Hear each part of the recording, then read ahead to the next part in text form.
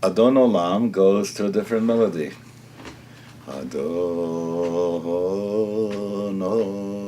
Olam Asher Malach Ay ay ay ay ay ay ay ay Beterem kol Yitzir Nivra Leyet Nasa Bechefzo Kol Azay Melech Shemoini Yikro. Most congregations never heard that melody. It's a good, beautiful, traditional one for Yamim Noraim. So in some places they would sing Yigdal to another kind of melody than the usual. It was always a question of how do you enhance Yontif? If you figure how we had it when a shul was a shul, what do I mean? That had several bidyonim in the morning, a weekday, and had several minchas, and had a between mincha marev a shiur, where the head rabbiner would get up on the chancel and then would teach the people, and then there would be marev service, and that's during the week. So they had a shamus, and the shamus was really an important person because I don't know, do you remember shamus with this kind of Napoleon hat? No. No, but they wore, different hats. And they do it still in Amsterdam. The shamus goes with sort of a Napoleon hat. Mm-hmm. And in the shul where I grew up, that was part of the sign of the office. That hat. I've seen it. I never understood why. It was just a simple. It just means this is the shamus. Yeah. Okay. So the shamus then had the task of changing the parochet and the Torah mantles every time.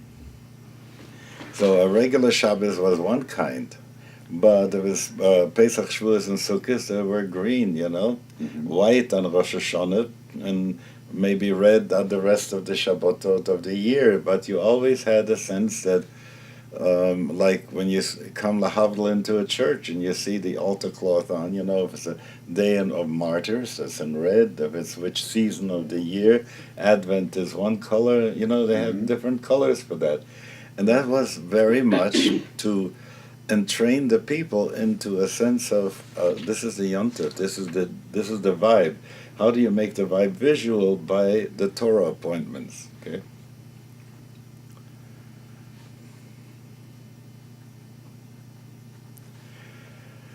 So then they had melodies for different things. But if I come to Psuke de Zimra, how do I do Ashrei?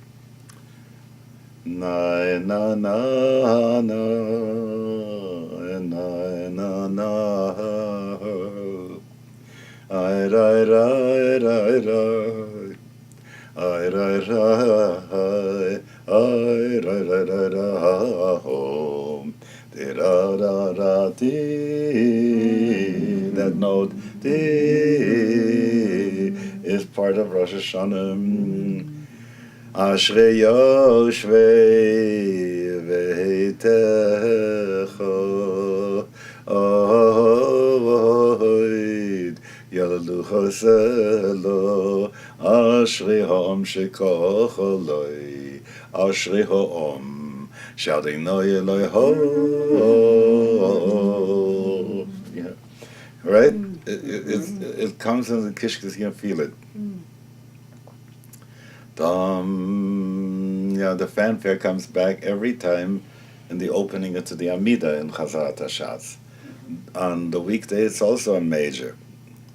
Baruch Ato Hashem Elokeinu Elokeinu da da di da da da da da. That's weekday. Baruch Ato Hashem is Shabbos and Yom Tov. Okay. Rosh HaShanah Yom Kippur goes.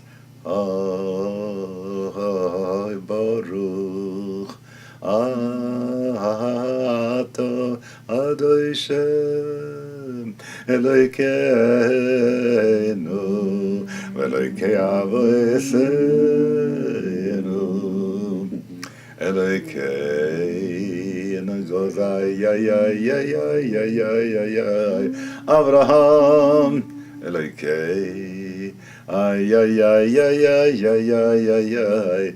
Yitzchak, ay ay ay ay ay ay ay. Elokei, Yaakov, ay ay ay ay ay ay ay ay.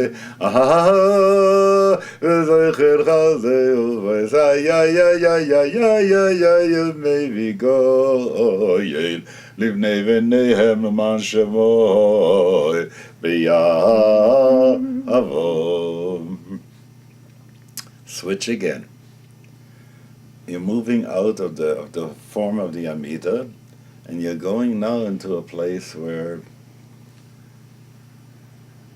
we begin with the oyoyoys. And they go something like this.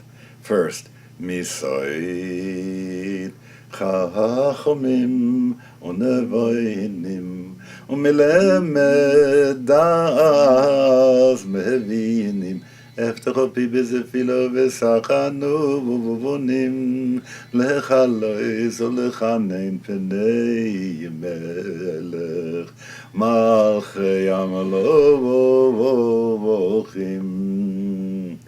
That's the opening.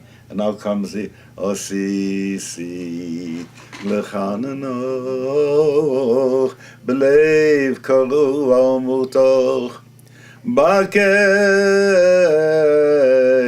rachamim ki ani bapetach. And what do the people do?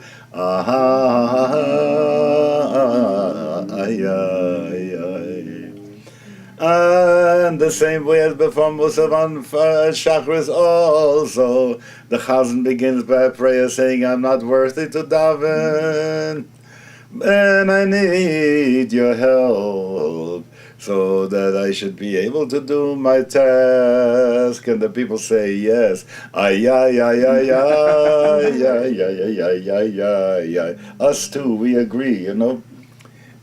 That kind of wonderful dialogue that happens just with those melodies and the feelings is so entraining, you know. The melodies are entraining us to that awareness, that consciousness.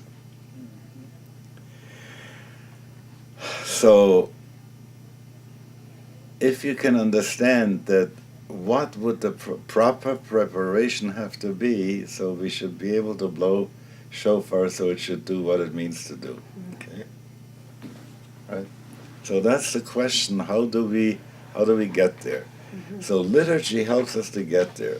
In comparison, the way in which we handle liturgy at this point doesn't do it for us, you know. And sometimes I have a hankering to have a small minyan of people here, so that we could just do this kind of davening with the awareness and with the kavanot and with the processes that are connected with it, you know. No, the good people with whom I'd want to do this are all busy at that time. But could you influence people a little more to use the traditional melodies? I Well, really miss that. I was thinking to talk to Reb Tirza about that.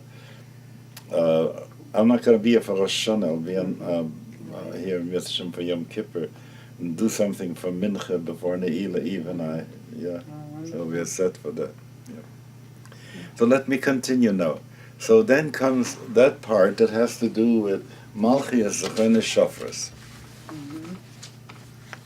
And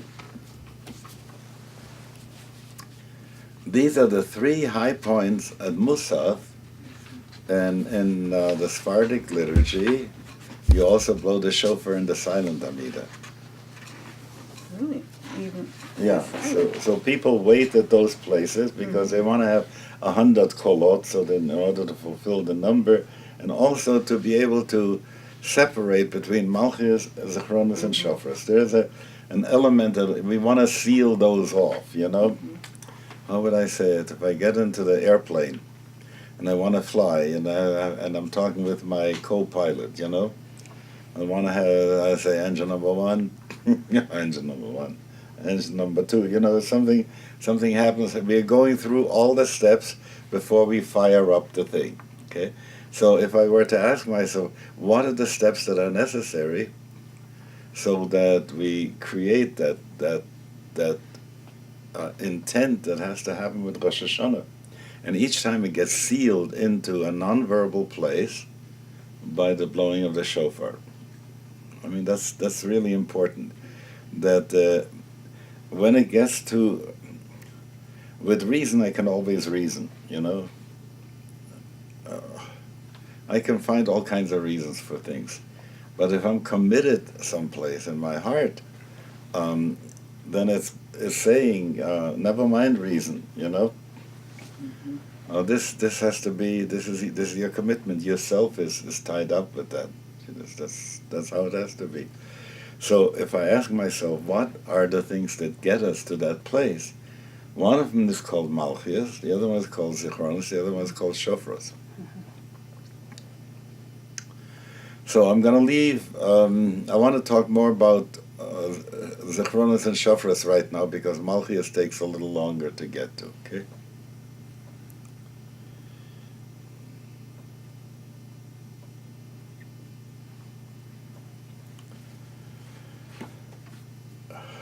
There is such a need on Rosh Hashanah for us to do karma changing. Can you imagine if a month ago we would have gotten the message, if you're going to fast and daven, you'll be able to have that storm go back into the sea and not cause the damage. You know? Oy would we have wanted to do that. Okay. So the problem is, here comes a whole year, and we don't even know what's going to be in that year. But we so want to make sure that things will be good. And one of the ways in which we make sure that things will be good is because we are holding it to the highest meaning field that we have. Do I make sense here? Yes, yes. Okay. There's a field of meaning, and if I'm connected with my highest meaning level, I can say, my life made sense. Okay. If I'm not, it feels stupid. What do I need it for, and so on and so forth. Who asked for it, right? So I have to go to that highest meaning level. How is that built? It's built with memory. You know, what are the things that were special, that were precious to you, and so on and so forth, you know? So if you are writing, as it were, a program, you want to say, I would like to have these ingredients there. This is important, that this year I should have access to God. I should have access to spirit, to soul. I should have some Shabbos in my life in which I'm not driven. I should have the parnasa that I need, you know, in all these things. So we want to bring this up in a way and present our case. If I were to say, what's my zichronos that I have to bring to God? Imagine I'm applying for a job to be Zalman for another year. Right? And so I'm applying for the job, and I'm coming to the Rabbi Shalom, and he says, what's your track record? Have you got a vita here? You know? So I produce my vita, you know, my zichronos, you know. I'm holding out my vita, Rabbi Shalom, that's who I am. These are the things where I've been, and this is how my meaning field is made up, and I'm asking you to please do that for me. So that's in Zichronos. So I'll read you a little bit. Where is it now? Here. Of my translation of the Ata Zocher Maseh Olam, that section in Musaf. And I did it so. I worked this translation in 1973 to be the machzer for the service I held at the at Ellul in San Francisco. Okay, can you imagine what kind of a time that was? Yeah, it was a wonderful time. The next year we had our service in the Glide Memorial Church. That's in San Francisco, a great place. Cecil Williams is the minister, sort of people know him, black guy, is powerful and so on.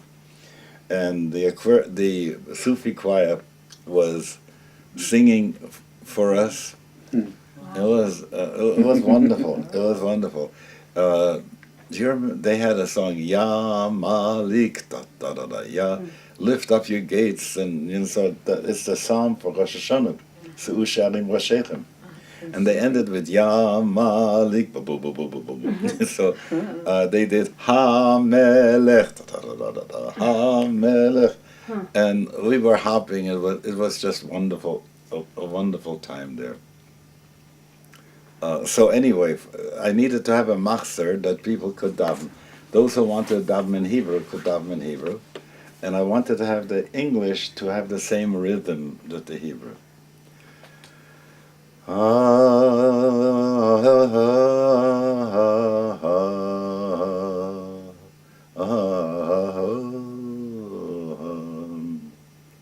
You remember how the world was made, how you conceived the beings before they were shaped,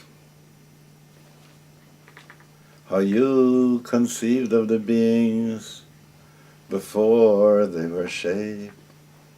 Everything hidden is manifest to you, even the masses of mysteries which were secrets when you began. Where you sit, there is no forgetting. Where you look, nothing can hide. You even remember all that went into making action, and that which was formed is not withheld from you.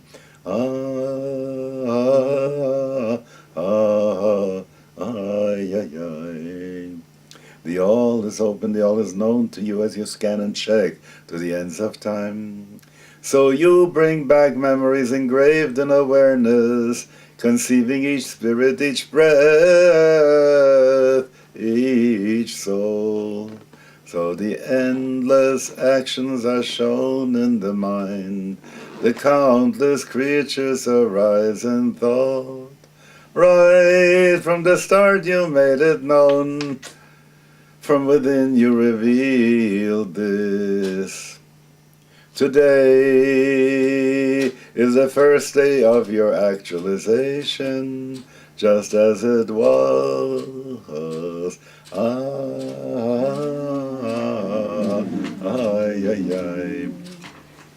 So you have a sense where Zichronis takes us into that place. For Malchus, for Shofros, we go into a place of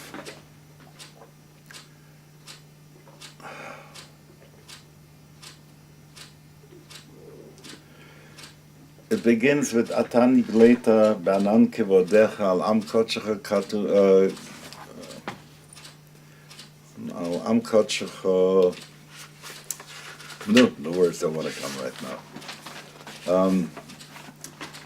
And it begins with the receiving of the Torah.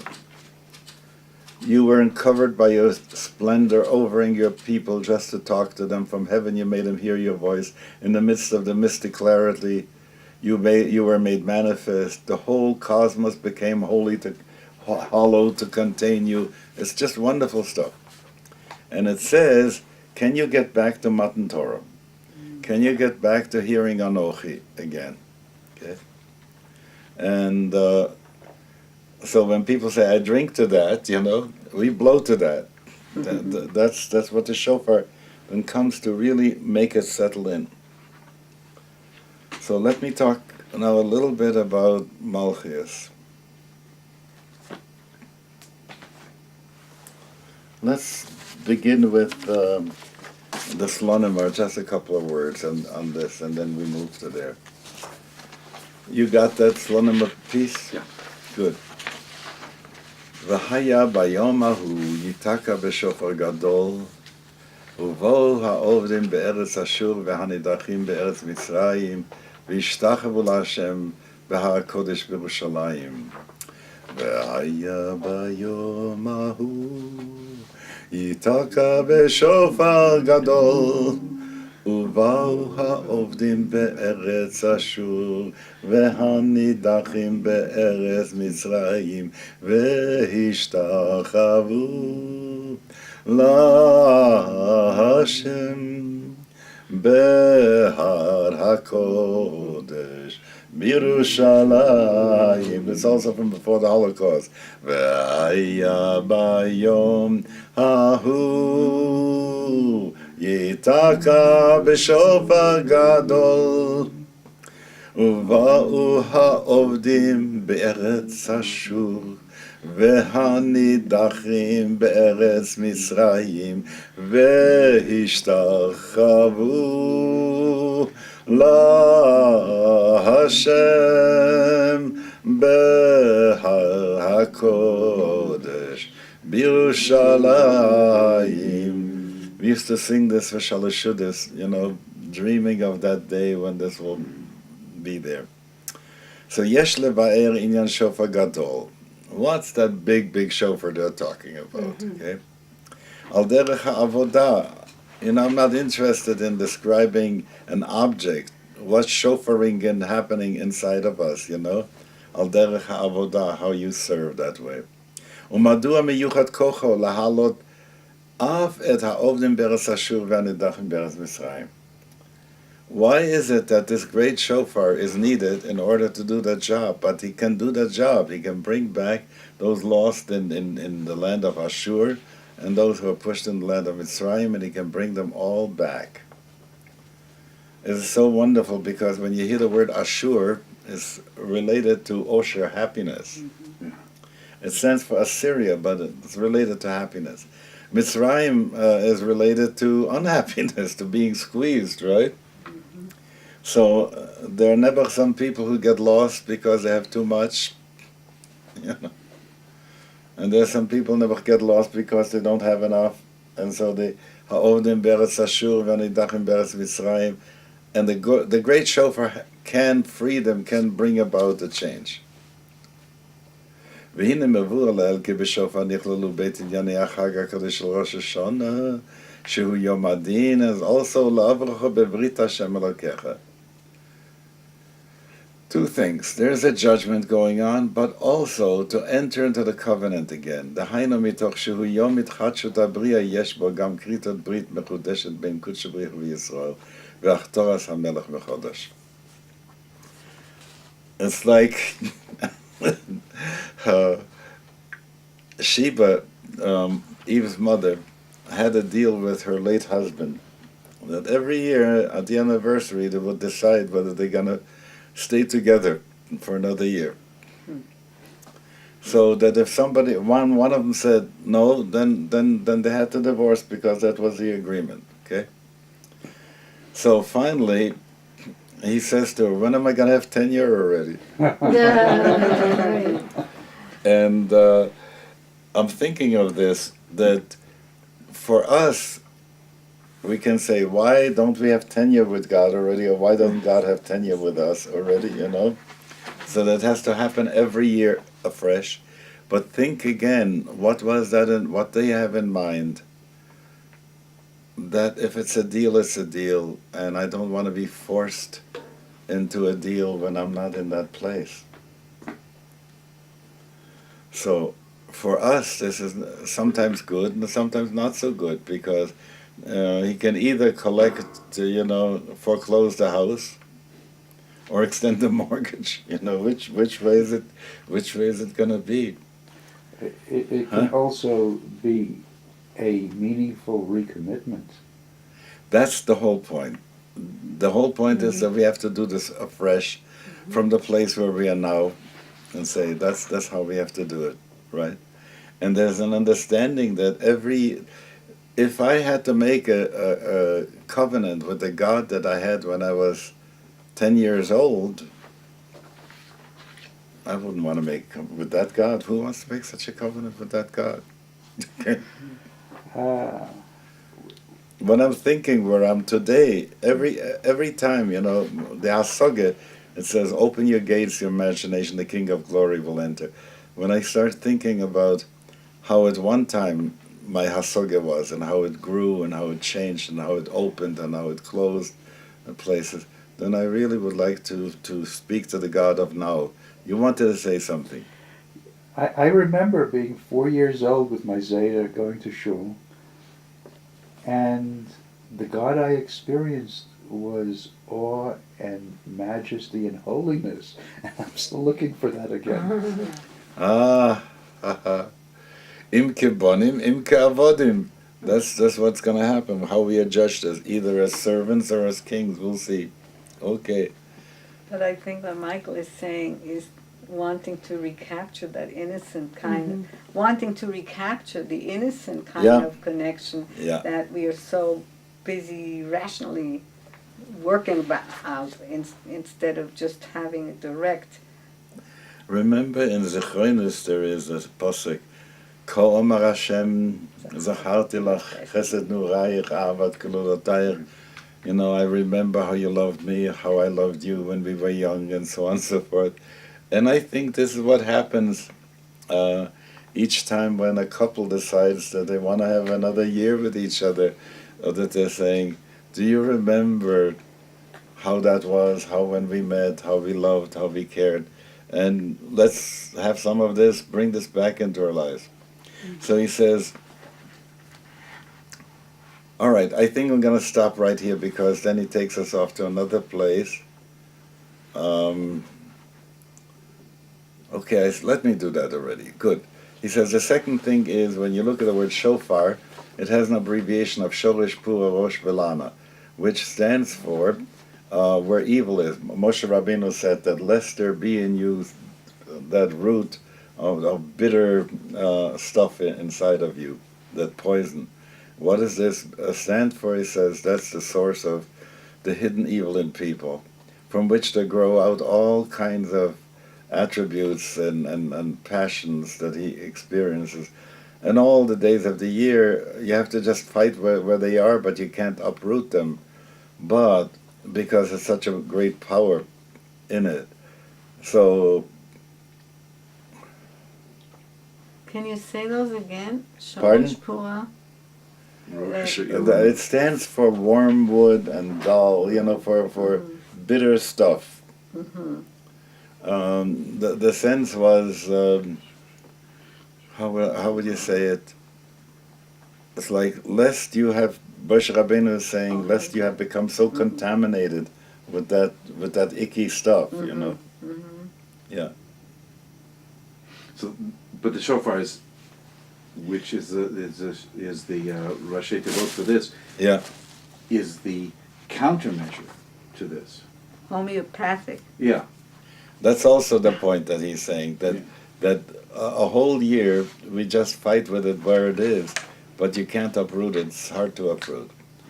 But once again, this brings us back to the place of why should it be?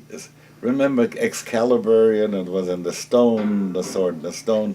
Nobody can pull it up, and then finally he comes and he can pull it up because the stone yields it to him, and so on and so forth. So there seems to be a particular time in which he can do something, which creates a softening to reality. It's like saying it's not as, it's much softer. It's more pliable. Everything that you talk about. Inscribing in the book of life, what does it mean? It means shaping it, It's a nice language to say inscribe, but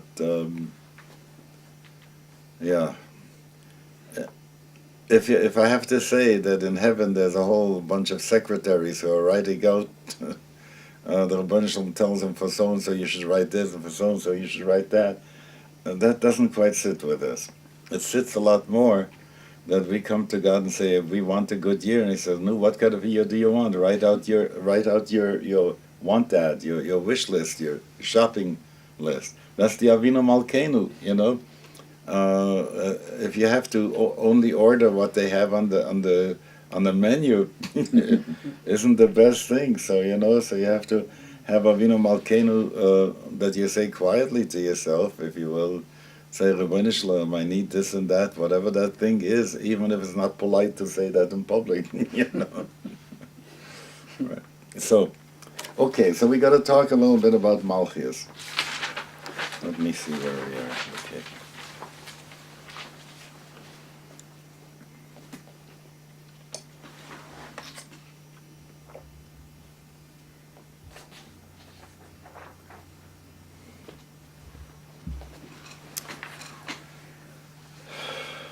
It's so far away and strange to us right now to think about what is a king. Mm-hmm.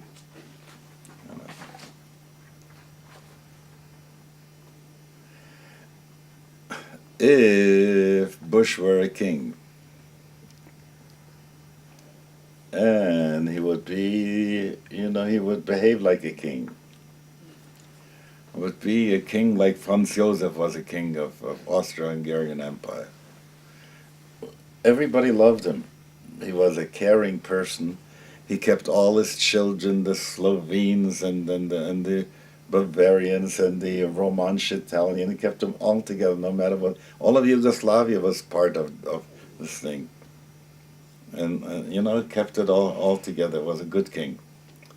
A sense you had when you walked around in Vienna, this was the KUK, meaning the Kaiser Königliche, you know, land.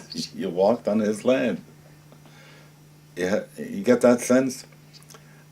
That feeling that we are subjects to His Majesty. That's such a it's not usually felt that way. And any way in which I can go and describe it otherwise to make it politically correct is stupid, because you know, I would want to say God is a great manager. You know that Michigan cartoon that's on the front page on the bottom of about the crazy office? Oh, yeah. Dilbert. Yeah, something like that. Yeah. Huh? Dilbert. Yeah, Dilbert. Oh, you know, to imagine that the Rebbeinu Shalom is like that boss, you know, is, forget it, you know. So there is that element of being able to say who is, what is king, that sense. And who made him the king? Who gave him the power over that? And there is an understanding that Gott behüte und beschütze unseren lieben Kaiser Franz. God save our gracious King.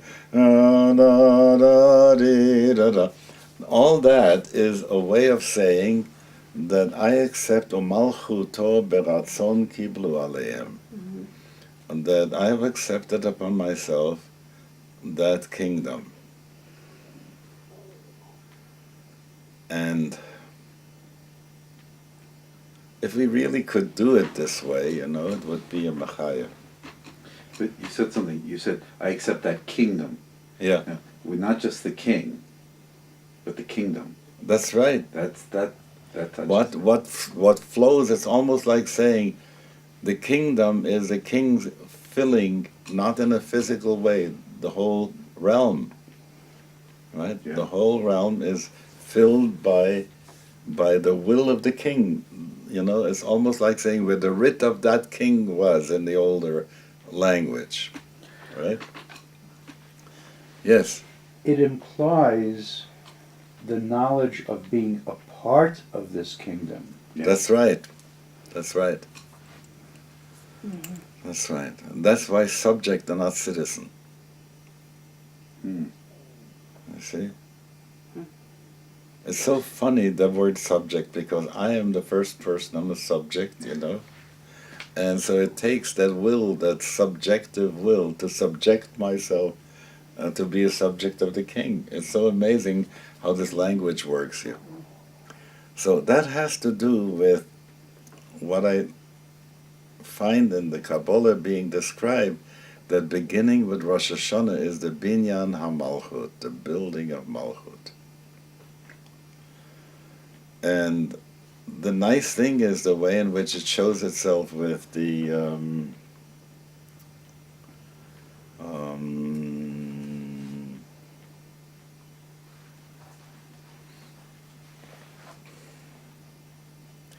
in that movie, If You Build It, They Will Come. Mm-hmm. It was such a wonderful movie. You had no guarantee that it'll come. The deep fractal sitting in that image of that movie is building the Mishkan. Absolutely. Right? Just go back to what's it like when Moshe Rabbeinu hears, "Build me a Mishkan, and I will come and dwell there." You know, or Noah, build an ark. You know, it's that you don't have the proof yet. Okay, yet there is such an understanding that if you build a Mishkan, God will come. If you've had a cat in your life, you know there are some places that when you create them, the cat will just get into there. That sometimes it'll be a paper bag or something like this, but a cozy place. You know what I'm saying? It's there. I want to say that on the level of instinct, there's a big question: why should Ein Sof ever want to have anything to do with the finite universe? You know. Because it's boring. It's boring. No, you don't answer the question yet. You have to ask the question, you know. Having asked the question, you can say, but the answer is that either the question wasn't a good question or there is an answer wrong. Go ahead, say it. To ask the question involves a conceptual structure, which I question.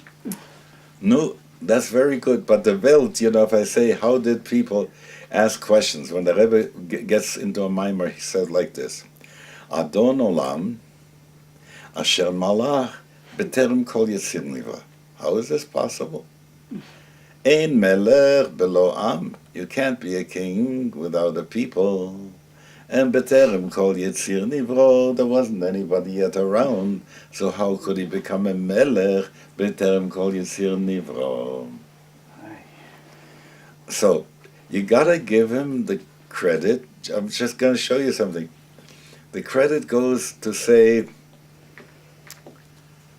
I want to tell you something very deep, and I want to tease you into that place. And how do I tease you into that place? I ask a kasha, you know?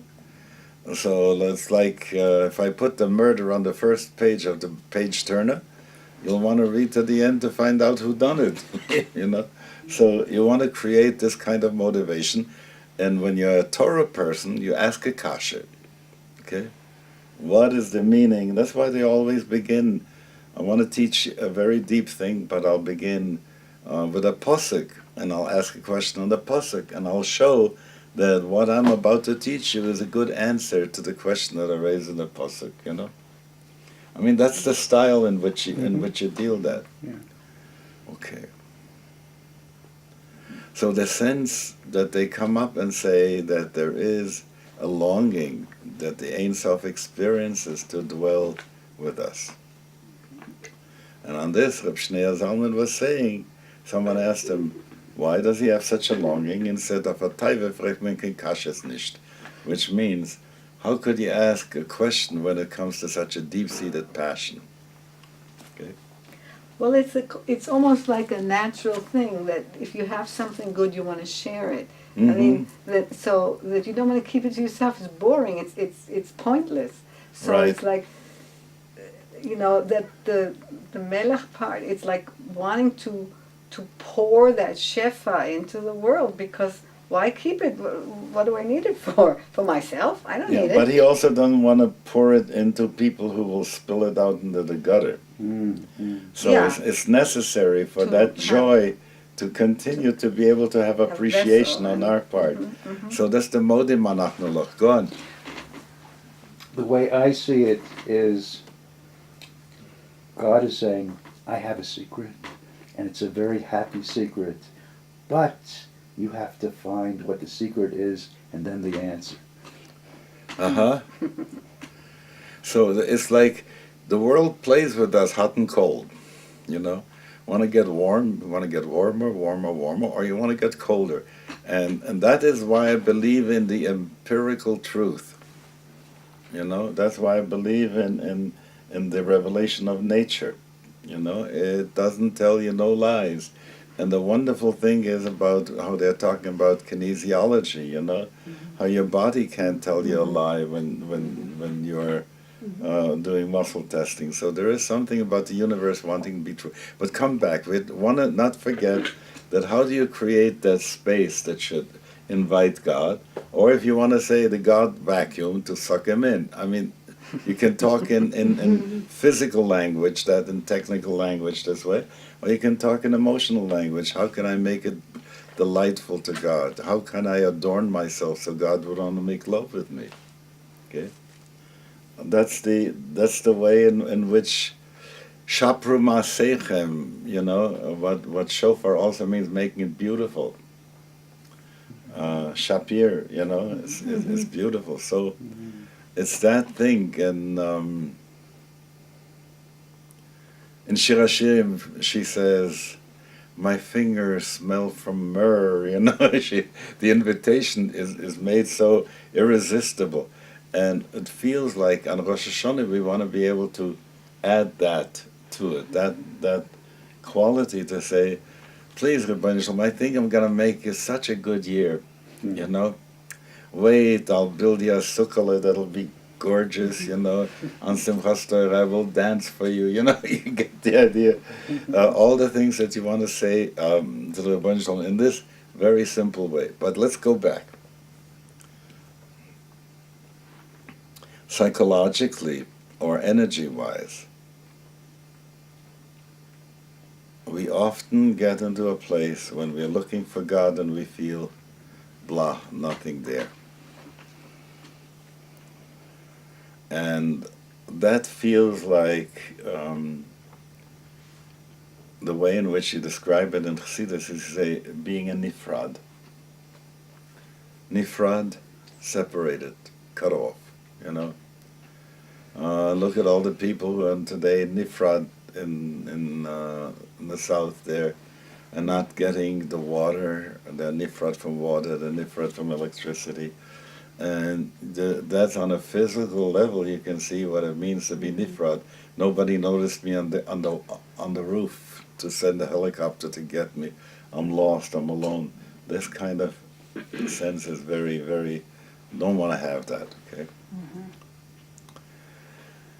So you want to be able to make that connection, and in there you can either say, so what? So everybody is a nifrad, People who claim anything else, they're just imagining things, okay?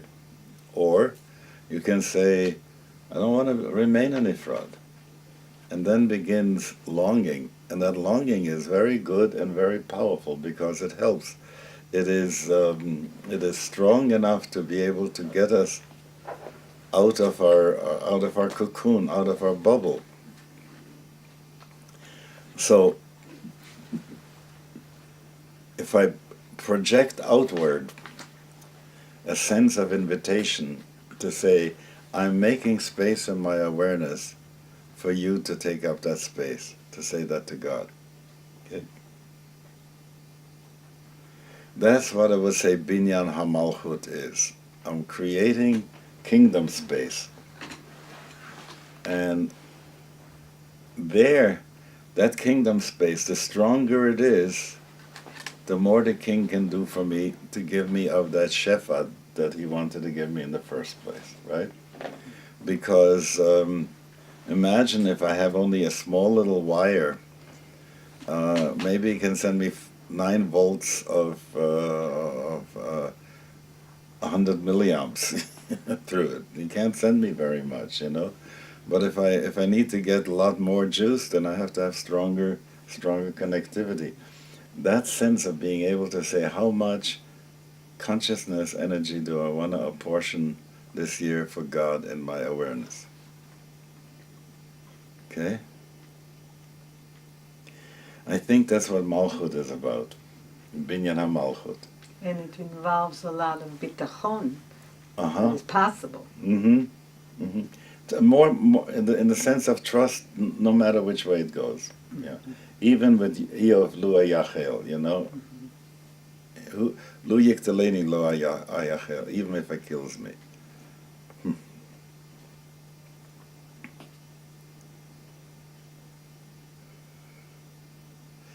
It's like pulling back from my ego space and saying, I'm making space for your presence here.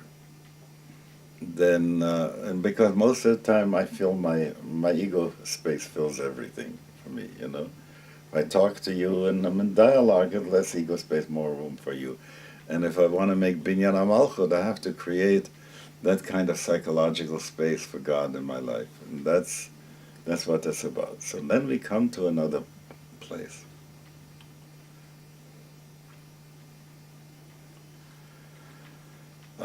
I think Whitehead said, religion is what a person does with his solitude. It's so not Jewish. You know? Really. There is an element of minyan, there's an element of tzibur, there's an element of that, you know? So if I can say, I belong to Kehila Kedosha, let me say, Har Sinai, you know, so I don't have to be partial to any congregation here. Okay? And I am friends with so many people, and we all decide to assign so much God space in our life, and we make a covenant to that extent, you know? No, what it means is I come to your house, there's also God space there. I don't have to bring my own God space every time I come. You know, the fact that as a kehillah we can experience that with each other, that we have such a covenant, such a sharing, is what I think has to do with Binyan HaMalchut here.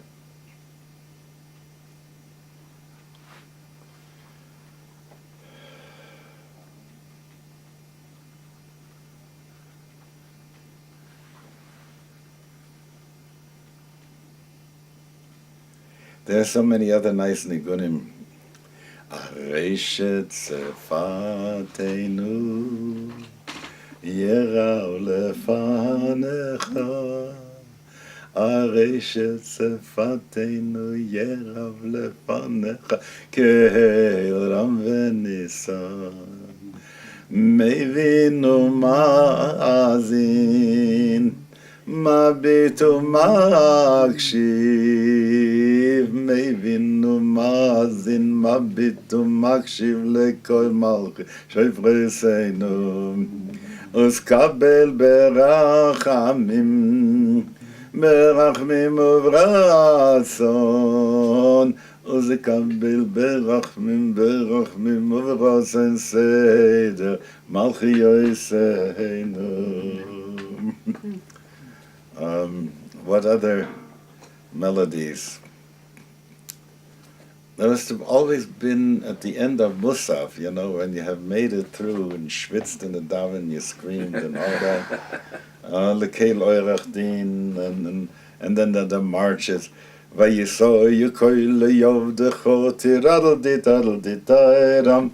They used to have a song that goes, all the world, they translated, all the world will come to serve thee and bless thy glorious name, and thy righteousness triumphant, the world will acclaim, you know. And the Hebrew for that would get a nice march among Galiciana Hasidim, which was saying, like, again, the Kaiser Franz Josef is coming and they're making that Papa band for God, Masa Elokeinu, and so on and so forth. Can you bring me the Silverman High Holiday Machzer? It's right around the corner there. Thank you. You'll find it. It's in the... Yeah, right around the corner and one on the shelf. Put the light on first. Underneath the talus is the light there. Yeah, good. Thank you. So what you had was that they filled the Musaf with a lot of good stuff there. There was one part before you begin each section of Malchus Zechinus L'Shofes, you say, Oichi lo lo ke lecha levono Ashalom v'vo mimenu ma'an lo shein ay ay ay ay. Yeah. So, did you find it? Yeah. Good, thank you. Thank you. This was so... Good question. Wish we could go someplace. Yeah. When I had a congregation in New Bedford,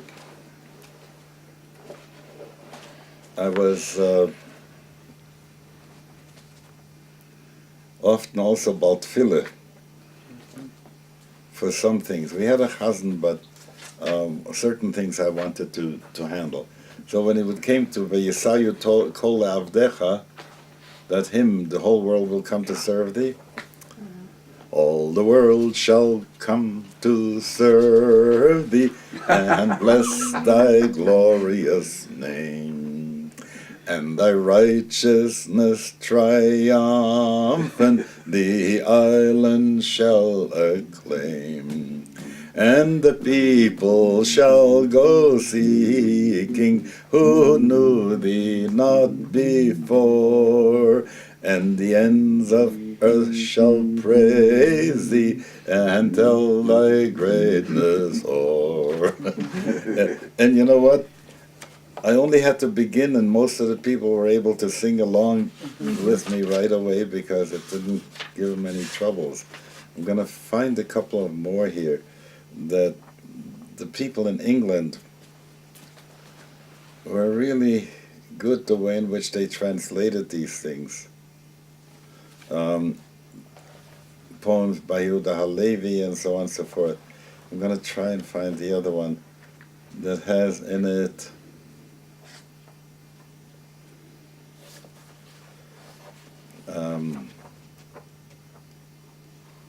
no, I don't see it yet. I'll look a little bit more. For Yom Kippur, there's the Ein Melech Yoshev, that part that mention gets us always to Adonai Adonai El Rachum V'Chanun.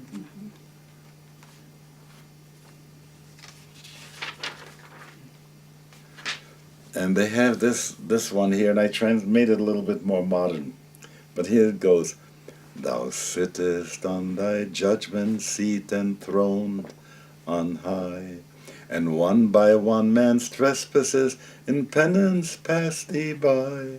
Almighty King, thy governing with tender love replete, absolve, we pray, our fears allay, with mercy judgment meet. In any Reformed temple you could do it, no? Thou dwellest high, our rock and shield, enthroned in might, and pardonest each one his sins, from scarlet makes thou white. O ruler wise, before thine eyes our frailties stand revealed. Thy judgment be with charity, thy might with mercy wield. It's just so wonderful. The way they had these things. I'm looking for one that goes with Maaseh Elokeinu.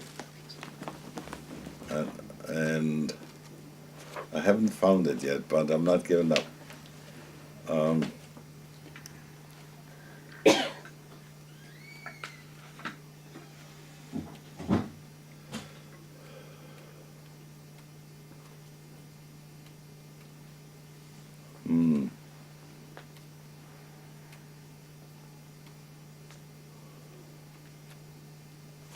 No. That one goes like, everything about God is wonderful, and you mustn't forget how bad it is with us human beings. So it goes with the words Maaseh Elokeinu, and then goes Maaseh Enosh V'tachpulotav. But man, who is man, you know? And so it goes, and I would find the people on Yom Kippur afternoon being very bored in shul. So I would pick out those hymns that the people in England translated the way in which they did. It's very beautiful. So there is that hymn that sings itself very nice to Columbia, the gem of the ocean. It's here, I got it. In the height and the depth of his burning, where mighty he sits on the throne, his light and he unveils, and his yearning for all who revere him alone. His promises never are broken.